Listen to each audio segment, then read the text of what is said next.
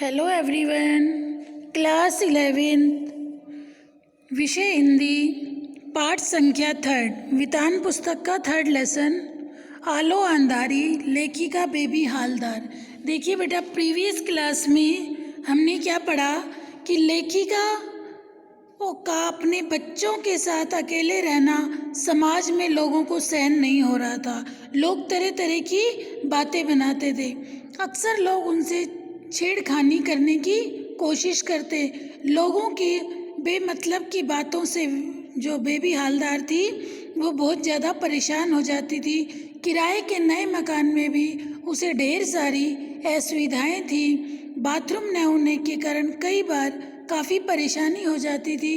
मकान मालिक बेवजह टोकती रहती थी। मकान मालिक का लड़का उसे शरारत करने की कोशिश में लगा रहता था। इन सब बातों के कारण लेखिका ने फिर नए घर की तलाश करने की सोची। एक दिन लेखिका काम से घर लौटी तो लेखिका ने क्या देखा बेटा कि उनका पूरा घर टूटा हुआ है, सामान सारा बाहर बिखरा हुआ है, सारा सामान बाहर खुले में पड़ा है। लेखिका रोने लगी, बच्चे भी रोने लगे। वह सोचने लगी कि अब क्या होगा। ठीक है, जल्दी ही दूसरा मकान अब ढूंढना बहुत मुश्किल हो जाएगा। दूसरे घरों के लोग अपना सामान इकट्ठा कर नया घर तलाश करने चले गए थे, मगर वह बच्चों के साथ सारी रात खुले आसमान में नीचे बैठी रही। उसे दुख इस बात का था कि उसके साथ कोई मर्द नहीं। उसमें भी बड़ा दुख यह था कि उसके 2 भाई पास में ही रहते हैं, मगर कोई भी उसका हाल पूछने नहीं आया। ठीक है बेटा, यहाँ तक मैंने आपको प्रीवियस क्लास में पढ़ा दिया था। उस दिन फिर कहीं घर खोजना खाजना नहीं हुआ। रात 7-8 बजे भोला भोला भोला दा आया। वह मुसलमान था और पास ही में रहता था। उसका घर भी तोड़ दिया था। वह हम लोगों की तरफ का रहने वाला था और मेरे भाइयों को, मेरे बाबा को भी जानता था। मेरे बच्चों से उसे बहुत लगाव था। भोला दा ने कहा, इस तरह बच्चों के साथ रात में तुम अकेले कैसे रहोगी? इतना कहकर वह वहीं हम लोगों के पास बैठ गया। उस हालत में क्या किसी को नींद आ सकती थी? उस खुली गंदी जगह में हम सब ने होश में वह रात किस तरह काट दी। सवेरे भोला दा ने कहा, तुम जहाँ काम करती हो वहाँ के साहब से बात करके देखो ना। मैंने सोचा ठीक ही तो कह रहा है।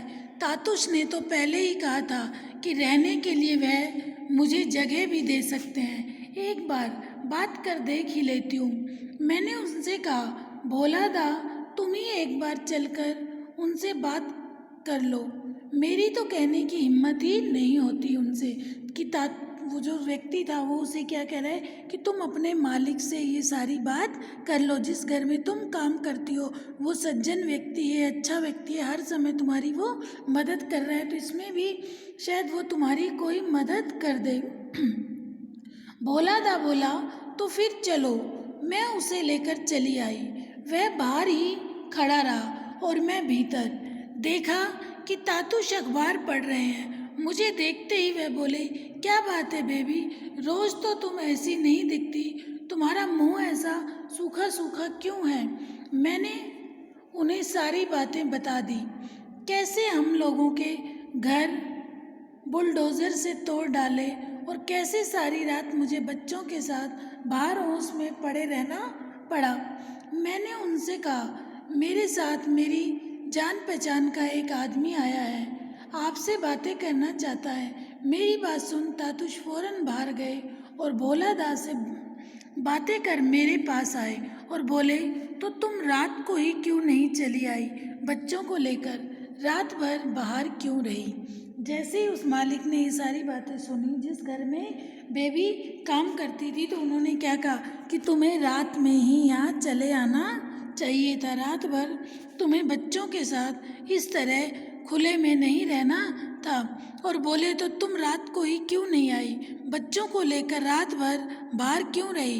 तुम्हें रात ही में चले आना था। अब बताओ कब आ रही हो? मैंने कहा आप जब कहेंगे। तातुश बोले अभी आ जाओगी? मैं राजी हो गई। घर जाकर एक रिक्शे में अपना सामान लाद बच्चों के साथ आ गई। रास्ते में मैं सोच रही थी कि तातुश तो एक ही बार कहने पर तैयार हो गए, अब आगे पता नहीं क्या होगा। तातुश की छत पर एक कमरा मेरे लिए खाली कर दिया। उस कमरे में अपना सारा सामान जमा मैं खाना बनाने की तैयारी करने लगी। तातुश ने ऊपर आकर देखा तो हंसते हुए बोले, तुम आज खाना ना भी बनाती तो चल जाता, नीचे तो काफ़ी खाना रखा ही है। मैंने कहा तो क्या हुआ, रखा है, दादा लोग खाएंगे। तातुश बोले, रात को एक बार नीचे एक गरम गरम रोटी खिला सकोगी? अभी तक दोनों समय रोटी बनाने वाला कोई नहीं था, तुम तो खाना बना जाती थी, उसी को रात में भी खाना पड़ता था। अब तो तुम यहीं आ गई हो, दोनों समय गरम गरम खाना खिला सकोगी। इसके बाद से मैं खाना वाना और अन्य सभी काम अपनी मर्जी से करने लगी, किसी को कुछ भी कहने की ज़रूरत नहीं होती थी। तातुश मुझे काम करते देखते तो कभी कभी कहते, बेबी तुम इतना काम कैसे कर पाती हो, सारा दिन काम करती रहती हो, थोड़ा आकर मेरे पास बैठो। मैं बैठ जाती। पूछते, बच्चों ने कुछ नाश्ता वाश्ता किया कि नहीं, तुमने कुछ खाया या नहीं, जाओ ऊपर जाकर बच्चों को खिलाओ, फिर आकर अपना नाश्ता करना, जाओ जल्दी जाओ, इतनी देर हो गई है और अभी तक उन्हें कुछ दिया नहीं। वह फिर कहते, यहाँ से थोड़ा दूध ले जाकर उन्हें दे दो। यहाँ आने के बाद से मेरे बच्चों को रोज़ आधा लीटर दूध मिलने लगा।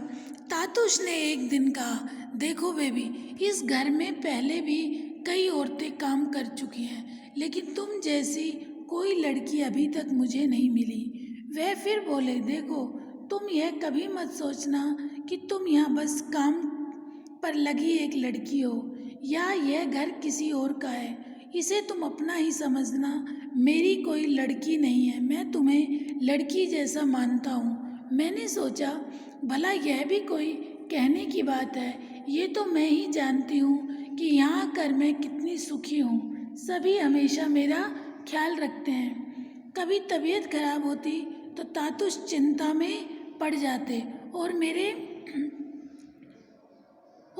कुछ काम स्वयं करने लग जाते। मुझे ज़बरदस्ती पड़ोस के डॉक्टर के पास भेज देते। डॉक्टर मेरी जांच कर दवा लिख देता और उसकी पर्ची लाकर तातुश को दे देती।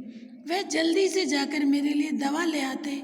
दवा सिर्फ लाते ही नहीं बल्कि जिस समय जो दवा खानी थी उसे निकाल कर दे भी देते और मेरे आनाकानी करने पर जबरन खिला देते। मेरे बच्चे बीमार पड़ते तब भी वे फ़ौरन उनके लिए दवा ला देते। घर में काम करने वालों को इतनी अच्छी तरह रखे जाते मैंने कहीं नहीं देखा। उसके यहाँ मुझे किसी चीज़ की कमी नहीं थी।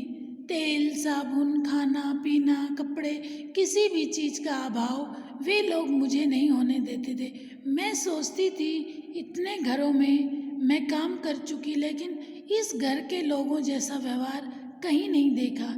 ऐसा लगता है जैसे इस घर की सब कुछ मैं ही हूँ। पता नहीं इतना अच्छा घर, इतने अच्छे लोग फिर मुझे मिलेंगे या नहीं। देखिए किस तरीके से तातुश के परिवार वाले तातुश की लेखिका की हेल्प करते थे।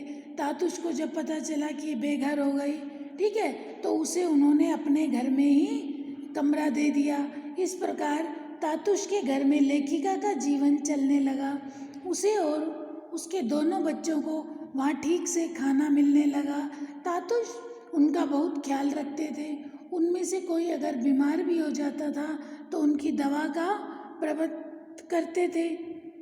लेखिका उनका सद्व्यवहार देखकर दंग रह जाती और सोचती कि उसने कोई अच्छे कर्म किए हैं जो तातुश जैसे परिवार में उसे काम करने को मिला। ठीक है, इस घर में मुझे सुख ही सुख था। फिर भी कभी कभी मेरा मन, लेखिका क्या कह रही है, इस घर में मुझे हर तरह का सुख ही सुख मिला, पर फिर कभी कभी मेरा मन उदास हो उठता। 2 मास में मुझे अपने बड़े लड़के की कोई खबर नहीं मिली थी। तातुश शायद ये समझते थे कि एक दिन हठात उन्होंने पूछा, बेबी तुम्हारा बड़ा लड़का कहाँ रहता है? तुम कभी जाकर उसे मिलती क्यों नहीं? एक बार 2 बार 3 बार वह पूछे ही जा रहे थे और मैं कोई जवाब नहीं दे पा रही थी।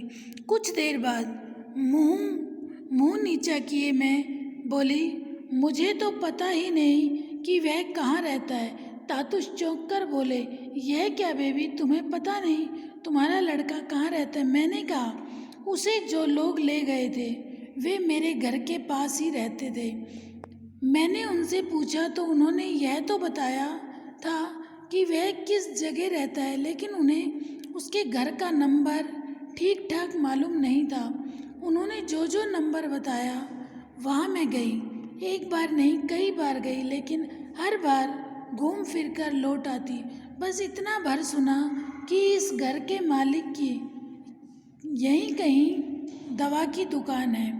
मैं 2-1 लोगों से पूछा, लेकिन किसी को ठीक से पता नहीं।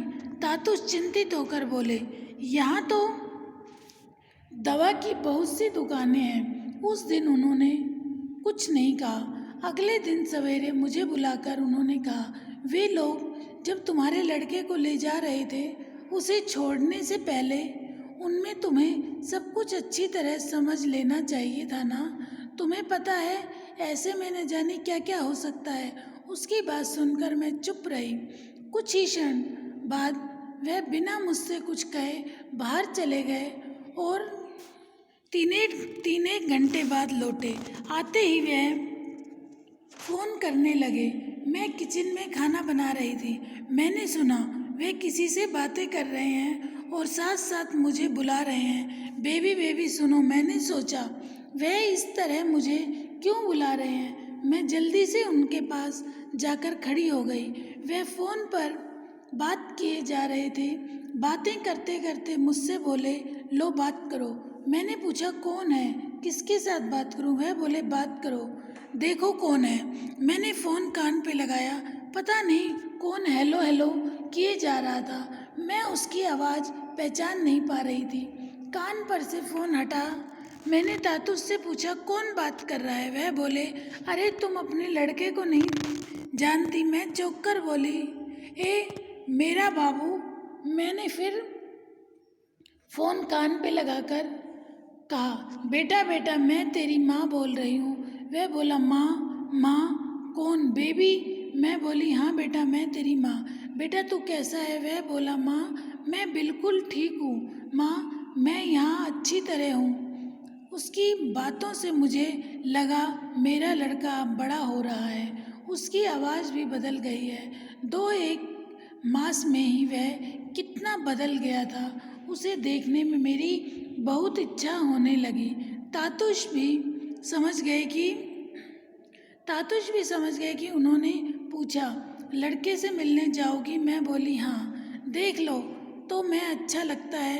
वह बोले, तो बताओ कब जाओगी? मैंने कहा, जब आप कहेंगे।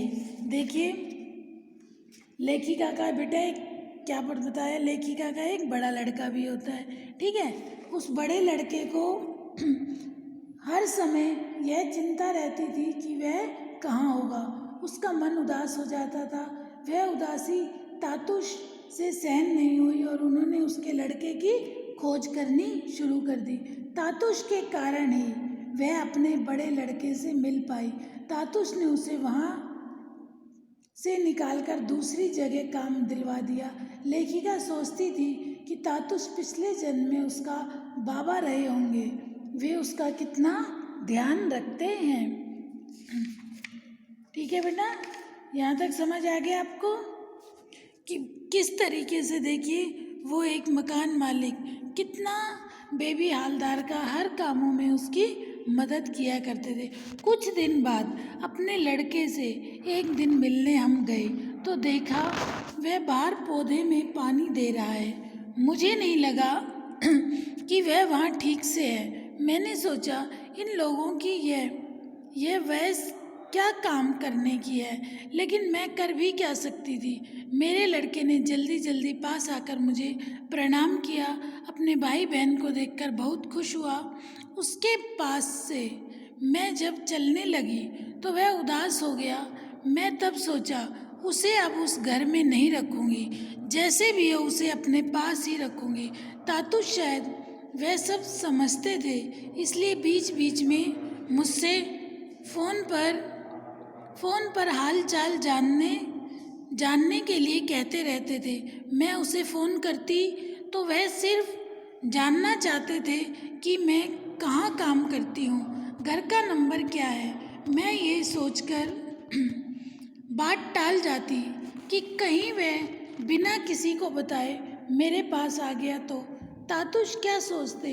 वे बातों ही बातों में कहते भी थे कि उसकी वयस्क का लड़का उन्होंने कभी नहीं रखा। उसकी यह बात मुझे बहुत दुखी कर देती थी। मैं सोचती कि उसका मतलब क्या है। यह है कि उन्हें मेरे लड़के पर विश्वास नहीं है। वे कभी यह क्यों नहीं कहते कि अपने लड़के को कुछ दिनों के लिए ले आओ। वे मुझे और मेरे बाकी बच्चों को इतना चाहते हैं तो फिर मेरा बड़ा लड़का ही क्यों उन्हें भारी पड़ता है। मैं कुछ समझ नहीं पाती, लेकिन कहती भी कुछ नहीं। होते होते एक दिन तातुश ने स्वयं ही, लेखिका क्या कह रही है कि एक दिन तातुश ने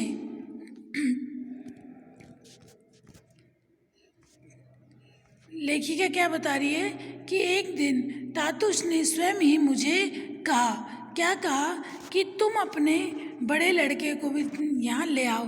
देखिए लेखिका क्या सोच रही थी कि उसे ये लग रहा था कि तातुश हमारा इतना ख्याल रखते हैं, ठीक है, लेकिन कभी ये मुझे ऐसा क्यों नहीं कहते कि तुम अपने उस बेटे को भी यहाँ ले आओ। ठीक है, आज हम बेटा इतना ही पढ़ेंगे। जितना पढ़ाई से अच्छे से रीड कर लेना। कोई भी डाउट हो अपने डाउट ज़रूर क्लियर कर लेना। ओके बेटा, थैंक यू।